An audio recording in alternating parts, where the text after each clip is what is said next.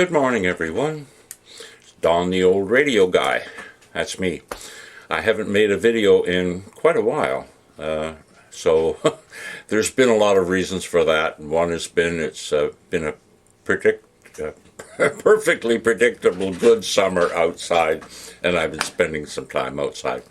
Also, I've had quite a few bad health days, so I just haven't felt up to doing any videos.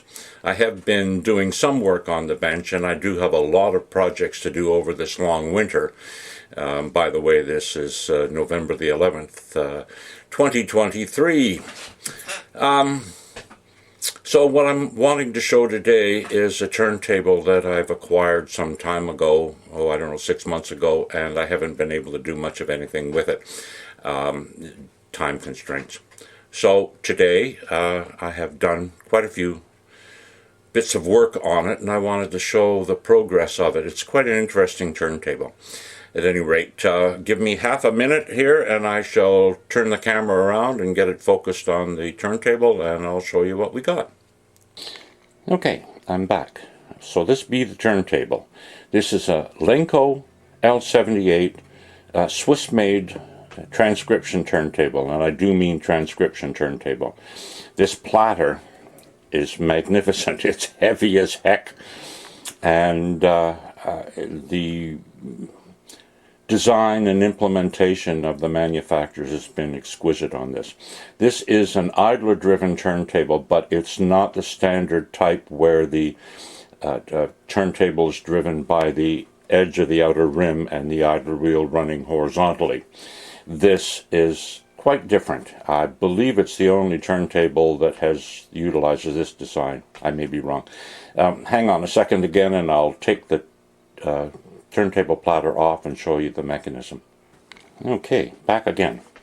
There's the bottom of the turntable platter, and as I'd mentioned, most idler driven turntables run the idler this way against the outer rim. This one does not. This whole surface here, which is tooled, and it's got a little bit of a roughness to it in the manufacturing. And what happens is that this idler, can I zoom in on that a bit? There we go. See, it runs vertically up against the underside of the turntable, and as you move this back and forth, you can see that it moves the idler either closer into the middle or farther out to the edge of the underside of the platter. And that coupled with the, can I get in there and show that? Let me throw some light on it. There's the motor shaft there, and you can see it's tapered. So as well as running on a different diameter of the turntable, the shaft has been turned to give the right diameter to get the right speeds. So this is an infinitely adjustable from a roughly 16 RPM to over 78. This is a mechanical as opposed to an electronic method of changing the turntable speed. So quite early on, but it works quite well.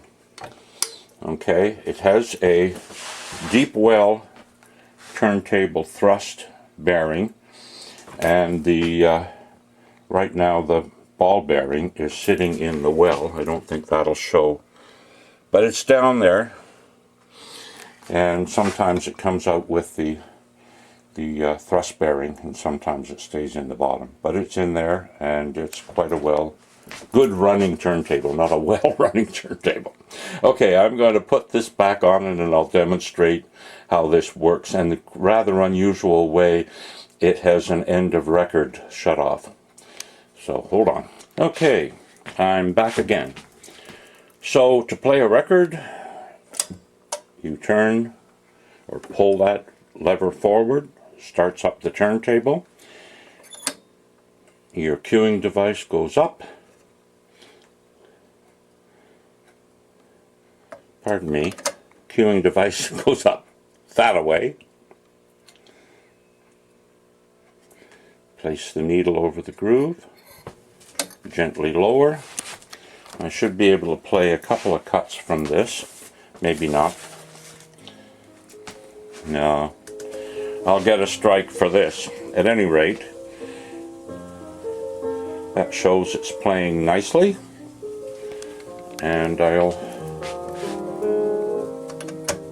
now show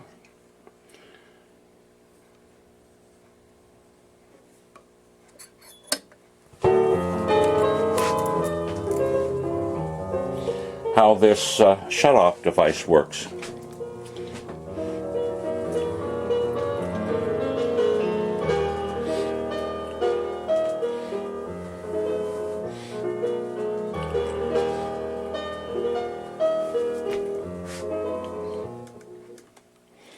I'd better turn that down a bit.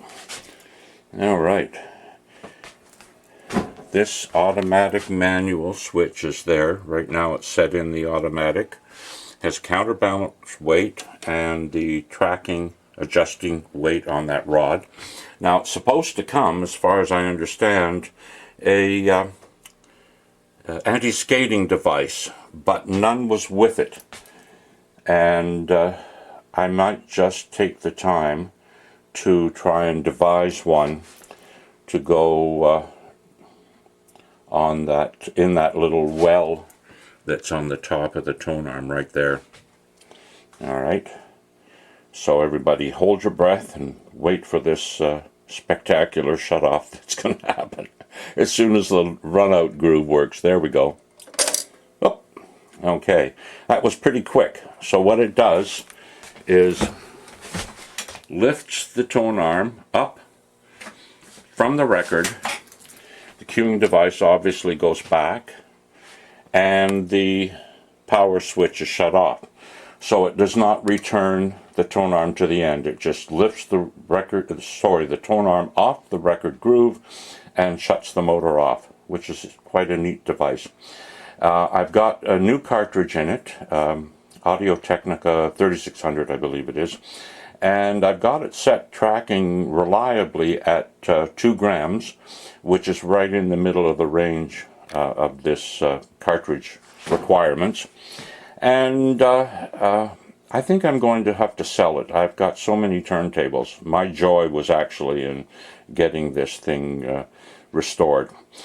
Something else that I should mention, it's kind of unique to this. You can't see it, but inside there are 2 V-shaped, I don't know what on earth to call them, but at any rate, knife edge pieces on the tone arm sit in those vinyl silicone V's, and it constitutes the vertical bearings on there. And when I got the machine, they were perished. The original ones were just gone. It dissolved into dust.